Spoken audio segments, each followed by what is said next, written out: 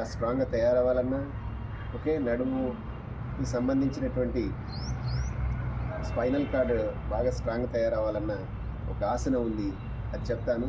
దానికంటే ముందు ఒకటి ఏంటంటే, వెర్టిగో ఉన్నవాళ్ళు, అదేవిధంగా లోయర్ బ్యాక్ పెయిన్ బాగా ఉన్నవాళ్ళు, అదేవిధంగా ఎపిలెప్సీ, ఇలాంటి ఈ తలదిప్పుడు అనేటటువంటి రోగం ఉంటుంది కదా, తల తిప్పేటటువంటి స్పాండలోసిస్ ఉండేటటువంటి వాళ్ళు ఇది వేయకండి. ఓకే, మిగతా వాళ్ళందరూ కూడా చాలా జాగ్రత్తగా వేయవచ్చు. చూడండి, ఇలా ఉంచి చేతులు ఇలా పైకి లేపండి, ఇలా లేపేసి, ఓకే, కొంచెం ఇలా స్ట్రెచ్ చేసి పైకి చూడండి, ఇలా చూసేసి నెమ్మదిగా మళ్ళీ స్ట్రాంగ్ బాగంతా మొత్తం సాగిన తర్వాత ముందుకు వంగండి. ఇలా ముందుకు వంగండి.